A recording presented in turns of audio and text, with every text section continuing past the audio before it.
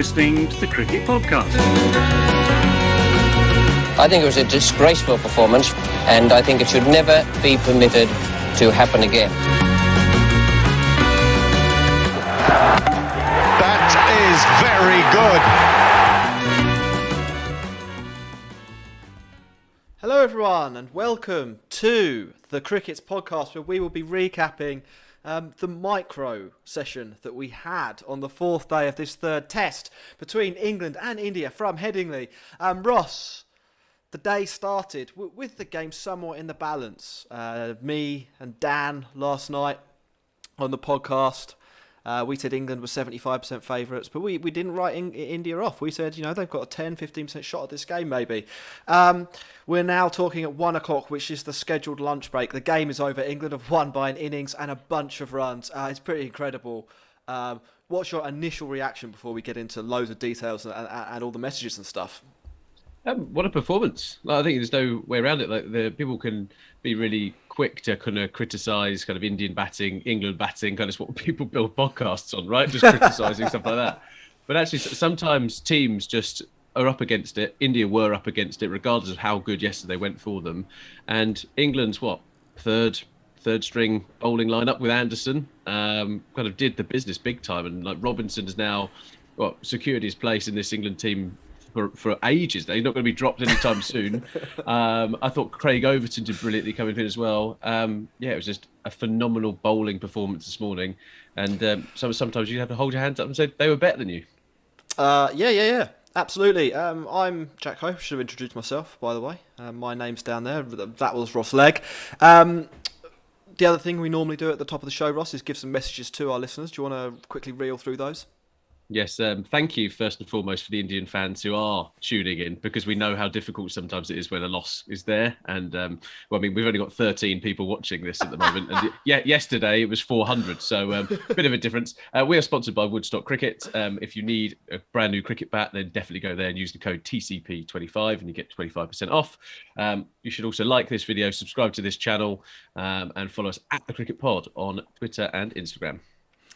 You should absolutely do all of those things. Let's quickly recap the day then. India started effectively 2 for minus 139, which was a difficult situation to be in. But in their favour, they had a Virat Kohli who was settled at the crease in the 40s. They had Cheteshwar Pujara, who looked like he'd rediscovered some of his old belligerent verve, if you like, who was set on 91.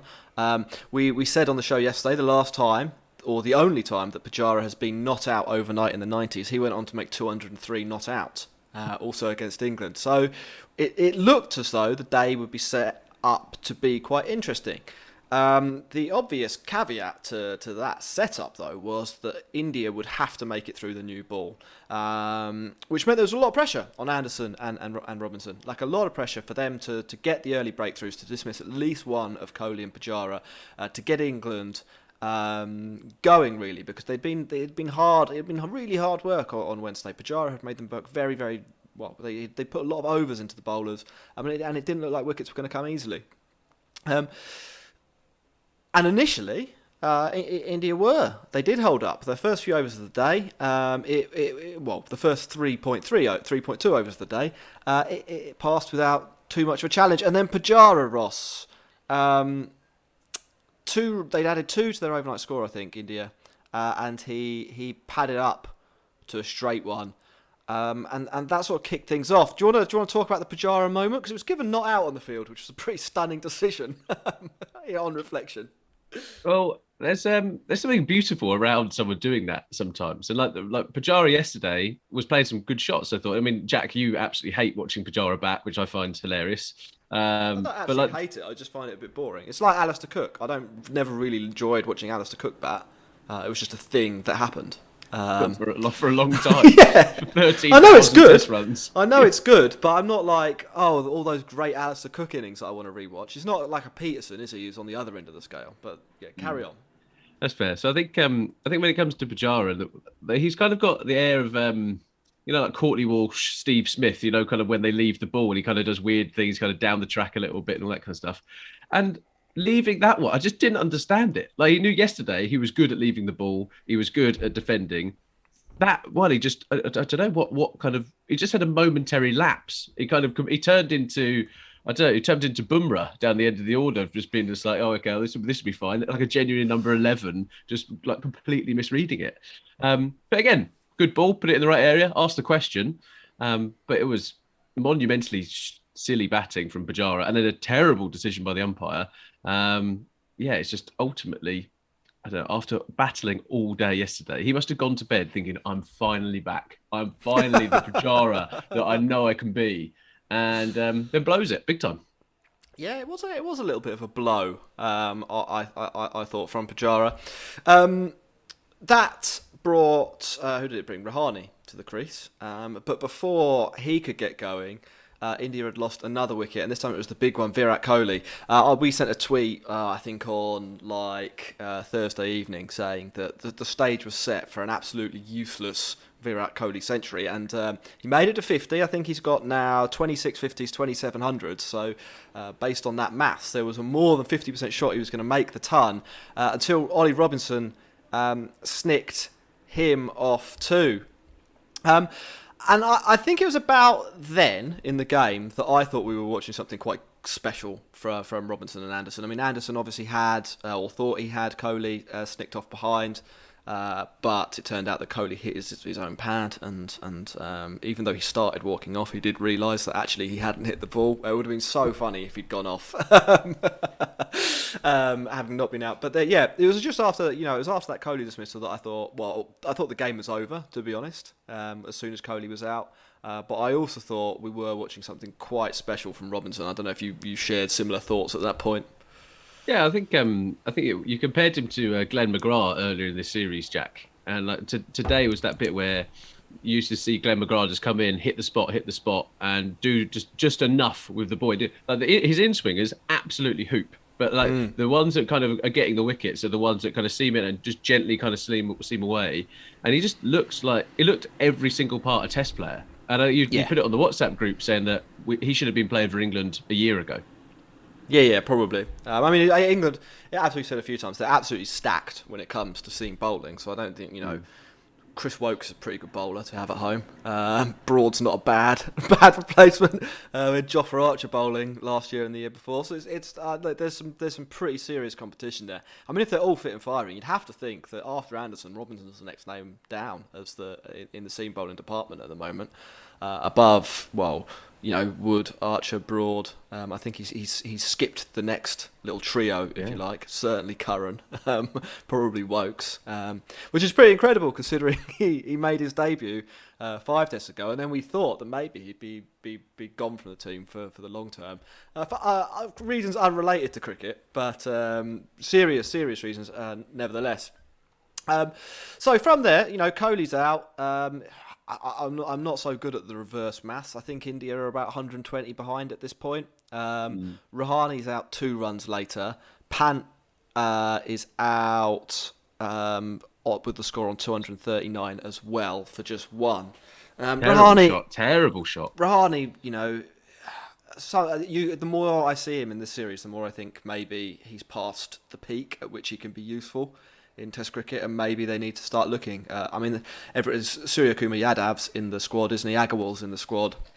Possibly one of those two could come in, or possibly I think Shreyas Iyer in the longer term. But I don't know if there's much rope left for Rahane at this point. But Pant was weird, wasn't he? I don't know if you want to talk about that, or have you got a point on Rahane? Well, I do have a point on Rahane. I mean, he obviously did amazing in Australia, took over the reins after he ran out Kohli in that Test match, and then hit a century. And there is a bit where after one Test match, so you can have a bad game, right? It's difficult to bat in England. In the last Test match, without Rahane's contribution, where he got batted for ages, built up that partnership, they wouldn't have been in that position. So there is that yin and yang a bit, right? There is that bit where you have to sometimes take the rough with the smooth. And yes, it was difficult conditions today.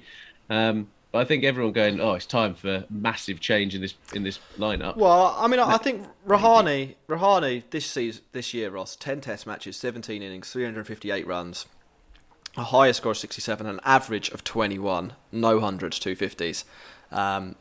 he'd be dropped. Team. He'd be dropped from the England team with stats like that. He probably shouldn't be playing for India. Or they should look elsewhere. I'm not saying final nail in the coffin and see you later, mate, for good. But you'd think in conditions that he historically hasn't batted that well in, averages 27 in England, maybe just take him out the firing line. I could get on board with that, and I like Agarwal. I think Agarwal's a great player, and I think you suggesting kind of Shreyas Iyer is also a nice suggestion. I'm not sure Yadav's position is the guy who comes in for him. He's a real stroke maker in that area, and I'm not sure that's how Kohli can try and bat the way Kohli does because of the people around him. I don't think you can have numerous players, especially when you've got Pant batting at 6 or 7.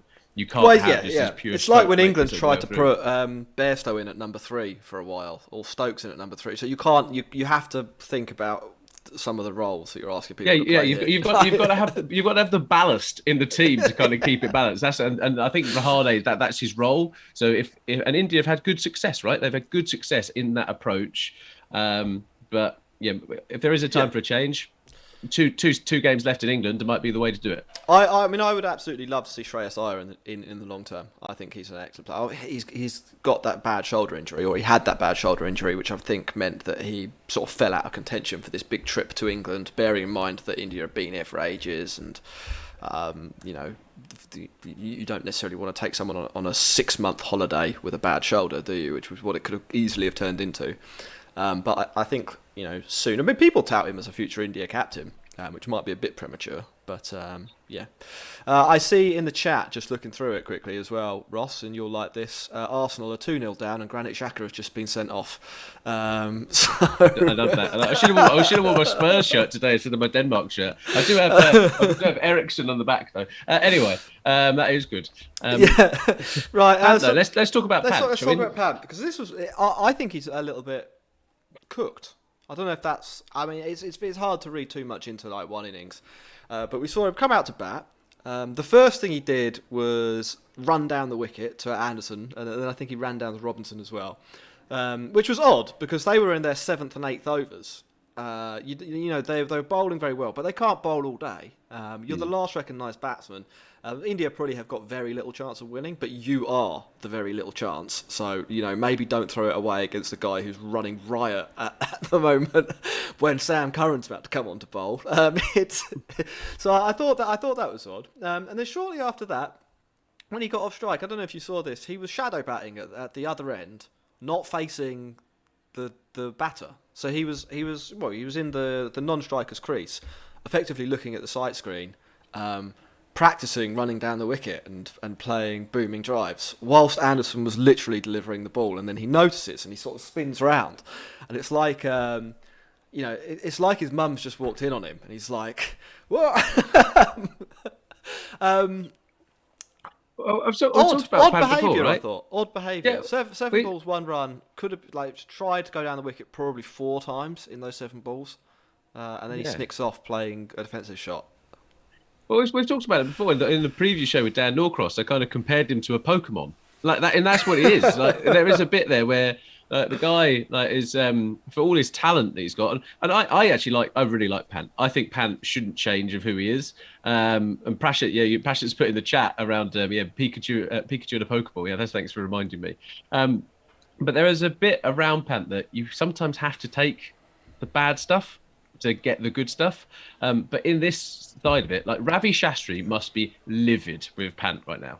Because Pant's defensive technique, Pant can block out, right? Pant has the ability, has the talent to do at least put up some resistance today. You weren't waiting for like this blistering counter-attack from ball 1. You didn't need to do that. And I just thought it was a little bit, you kind of say he's cooked. I think it just showed his immaturity kind of in the test game there, I think. Yeah, I mean, it's obviously an intense environment to be in. I mean, what I mean is, he's gone from Australia, where he was the main man, to his IPL side, where he's the main man, to a World Test Championship final, where he's not necessarily the main man, but he's certainly when India get all their stars back, he's not Kohli, but he's in the he's a big guy, big player. There's a lot of media spotlight on him. People want him to do well. People think he should do well because he's super talented.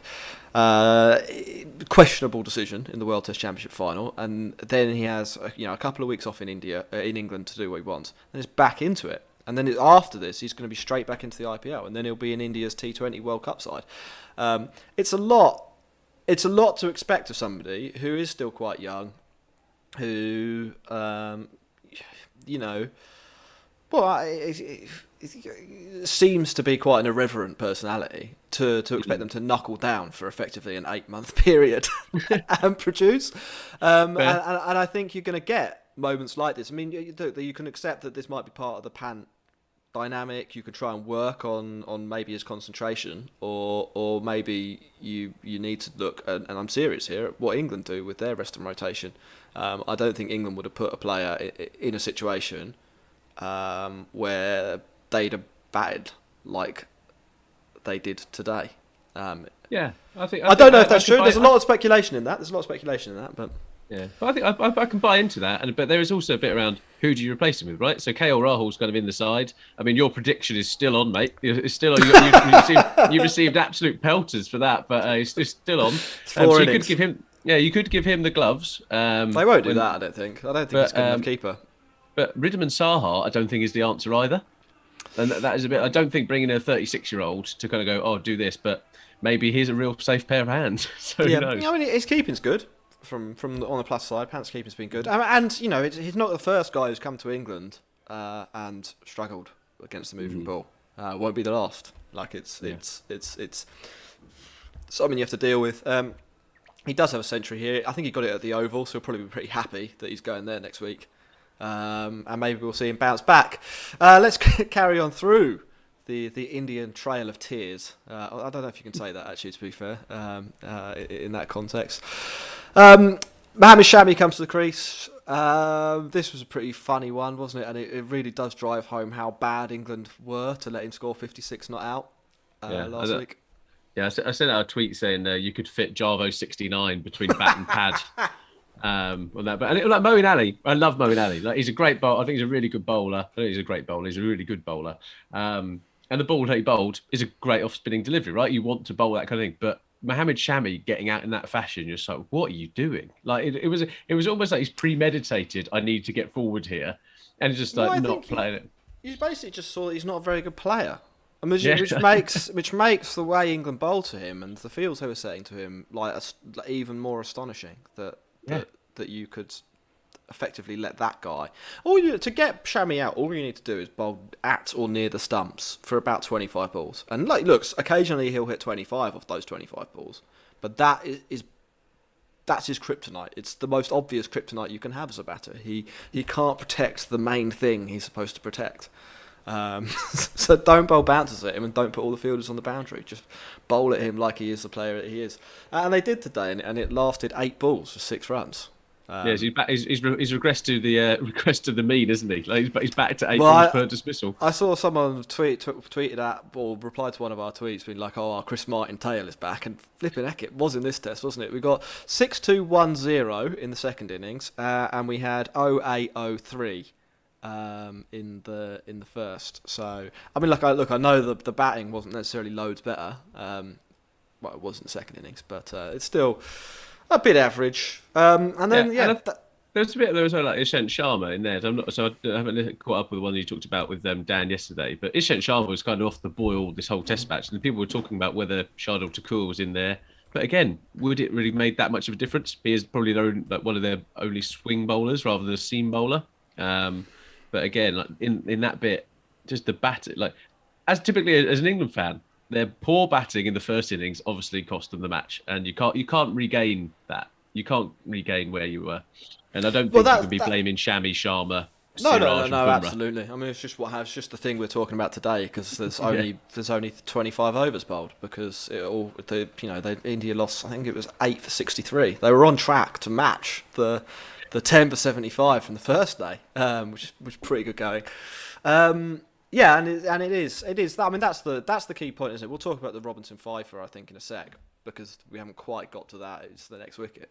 But if you are bowled out for 78, It doesn't matter if you have a really, really good... I mean, like yesterday's about as well as it could have gone for India. It was like a 9 out of 10 day. Maybe they'd have wanted to score 25 more runs to make it a 10 out of 10 day. But anytime you're 200 for 2, basically, you've done well. But they were still minus 139 because the first innings had gone, so disastrously. And then and for once in the series, England had batted pretty well. Well, not for once necessarily, but for once people other than Root had batted pretty well. And it is, like you say, it's an irretrievable situation. You can't be asking your tail enders to dig you out of a 100-run deficit. Going to the second innings, and I think to be honest, India are all out for 278 here. That's probably about par. If they'd got 278 in the first innings, England would have been under pressure. The game would have been slightly more moved along. I don't know. I don't know whether England would have batted the way they did. I don't know if India would have bowled the way they did. I think that it would have been quite a close test match. It is, the damage was done before lunch, really, on day one here. Anyway, Ollie Robinson, he picks up his fifer, gets Ishant Sharma. We talked about him a little bit earlier on, but he looks the business. And we had a question in from Twitter here from G. Does Robinson have priority over Broad for the Ashes now? Now we don't. I think we try and go out of our way to not talk about the Ashes all the time when we're talking about England. But it is, it is actually now only 2 tests away, and that will be a selection decision for England to make. If you're in the artist formerly known as Ed Smith's shoes, would you be taking Robinson, or would you be picking Robinson for the 11 over Broad? Yeah, I think so. I think there's just that bit around. In Australia, obviously the pitch is a little bit harder. They bounce a little bit more. Nasser Hussain made a point that Ollie Robinson has now played in the 3 consecutive Test matches, and we've already run the majority of our first-line bowling attack into the ground anyway with poor management. So you do wonder if he will get a rest, but it's really difficult, right? England are there to win Test matches, and we've got loads of injuries. So actually, we're trying to use the battery of bowlers that we actually have available. I think Robinson does go in ahead of Broad, and purely on the fact that Broad's injured right now, isn't he? And coming back, it's difficult to dislodge someone. Is that 2 Test fifers now in this series? I think he's got. I can't remember what it is. It's 20-something wickets in 5 tests at an average of 19. So this lineup, as much as people were going to criticise me. As much as people will criticise saying some of these Indian batsmen are out of form, they are good players, like really, really good players. Anytime Rohit Sharma, Pujara, Kohli are 3 of your 5 wickets, you've earned your paycheck. and he kind of reminds me, you compared him to Glenn McGrath. He's got also that Stuart Clark thing about him. Stuart Clark used to cause absolute havoc against England, but he just has that bit of the kind of Ryan Harris kind of thing, and can put it there, and can continue going. And I think in Australia, that is how you do the business when you don't have a Mitchell Johnson bowling 95-mile-an-hour rockets. I think Mask asked this on Twitter as well. He said, where would we rank Robinson among the England fast bowler contingent? From what I've seen, he'd be second after Anderson. And I think possibly, we haven't seen him away from home, but what you're saying there in terms of being able to put it in an area that's always going to be dangerous, I think rings quite true. He's the England bowler, more than Anderson, I think, who after the ball gets a bit older or gets a bit softer, looks the most dangerous, I think, because just the area he bowls, just the height he has, asks a couple of different questions, and a couple of questions that you don't get asked very often, even if you are an international Test batter. There aren't that many people that are as consistent as him. There aren't that many people who are as tall as him. I think we've done this stat before: 3rd highest release point in world cricket. Well, that's an unusual thing to deal with, and I'm sure CricViz have done some analysis of where he's pitching the ball, and he's like hitting a good line and a good length, way more than any of the contemporaries in the England side. They're like tremendously useful things to be able to do if you want your game to transfer to different environments, different climes, basically. So I think it's really exciting watching Robinson bowl at the moment.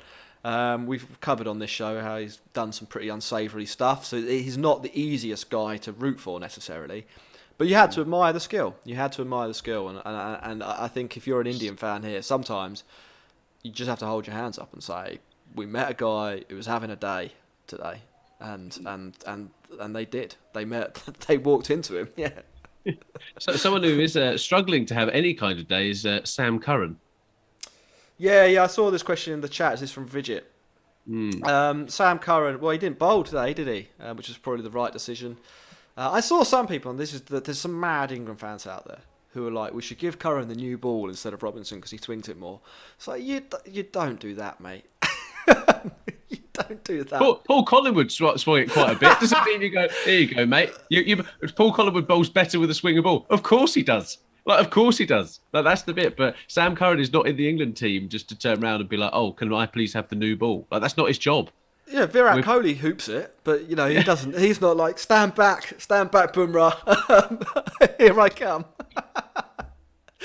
No, it's and he's probably got the ego to actually do that if he genuinely believed that he could pull it off. But it's if you're an England fan, you really want Wokes to come back for the next match, don't you? Yeah. Sarah's just seen your question about IPL replacements. There's a video, we've recorded that, it'll be out tomorrow. So keep your eyes peeled, which is a good time to remind people to like and subscribe as well to this if you're watching online. The innings wrapped up then, Ross. 278 for 10. Mohamed Siraj doesn't trouble the scorer. Craig Overton picks up his second wicket, giving him figures of 47 for 3. Pretty good test match for him. Good return to the side from his point of view. And he was the first person Jimmy I watched the interview afterwards, and he was the first person that Jimmy Anderson actually raised. So I know that Robinson clearly bowled well. But actually, Overton has gone away and improved his game. He's bowled really well in the Championship. He's been what in the top 3 best bowlers probably in that side, definitely in terms of pace bowlers. And it's good to see the old farm boy like doing the heavy lifting and getting involved. And they were good wickets, right? The ball to get Jadeja out today would have troubled most batsmen. And Jadeja's no mug with the bat. It was a really, really good delivery. And he can look back with a lot of pride in this game and contribute with the bat. So watch out, Sam Curran. Well, absolutely, and I think if you're James Anderson, probably the reason he said that was because in the first 2 tests of this series, I think where England have really let themselves down are the backup bowlers not putting the same amount of pressure on the Indian batters as Robinson and Anderson have been able to do. If you've got Anderson probably thinks of the rest of the bowlers as wingmen, basically, doesn't he? He's got one solid wingman in Robinson. If he's got another wingman in Overton, so someone else who the ball goes to, and Anderson's not like, well, this person's, I've just got to hope for the best and hope they don't lose the game before I'm fit enough to bowl again. Then it's a bit of a weight off his shoulders. We were talking about the stats in our chat about how he tends to be a less good second innings bowler. Maybe if they can take the workload off him in the first innings, where he has to bowl England back into the game half the time, you can see those stats even out. It's got to be good for him, really speaking, to bowl in a bowling unit where actually there's a threat from 3 of the 4 bowlers, or instead of 2 of the 4 bowlers. And it looked like Overton was doing that. Should we quickly talk about what this means for the rest of the series, and then we'll do any questions? I think we've done the ones from Twitter, but if there's anything in the chat, let us know now. We'll maybe get to a couple more if you've got anything burning. I think from my point of view, Jack, it obviously sets it up quite nicely. The England-India series are always close, especially in England. It wasn't so close when we were playing in the sandpit in Ahmedabad. But the piece here, there's questions now for India. After the last match, it was almost like they peaked, right? They literally went full. Like the win at Lord's was absolutely mega for them, and it's like they had the 9-day break, and it's kind of like we're almost trying to justify that high of continuing to go on that high, and I think just got a little bit complacent in this Test match. You saw even from the bowling unit of them, like some of them just looked a little bit leggy. They were up against it. Shami impressed. But I think there will have to be, as you were saying earlier, some of the England rotation policy applied to this India side. Yeah. I mean, I would be surprised, to be honest, if we see Sharma in the next Test. He looks off the boil. It's an interesting one, isn't it? Because India only had to bowl once, and because England bowled India out so cheaply on the first day, there probably doesn't need to be as much rotation as there may have had to be. Because the instead of it being 50 overs in people's legs, it's 30 or 35. But you do. I mean, if I were India, I'd want Ashwin back in the side pretty soon. I think. I'm still not convinced by Shardul Thakur, if I'm honest. But there are Indian fans out there who think he's an answer. and it's going to be good at the Oval. I mean, I'm going to a couple of days, so I think I've got day 5 tickets. I'm not sure we'll have a day 5 to be brutally honest, unless it's some weather. But it should be good. We will do a proper test recap, I think, on Monday or Tuesday. Actually, we're playing, aren't we? We're in finals day on Monday, so it'll be Tuesday when we'll preview. Come on, IDLCC. Yeah, we'll preview the next test, the Oval test, and if you hang around on our YouTube channel. And we might put this out as a podcast as well. We'll have an IPL replacements pod. I think me and Dan, we quickly run through the 9 IPL replacements. Dan gives his marks out of 10. It's all good. Thanks very much for tuning in. The people who did. You're the real Indian fans. We're incredibly grateful. I'm just checking. There's no questions in the chat, but thanks for Swad in for the super chat. We will be back, when we're back. Cheerio. Thanks for watching, everybody.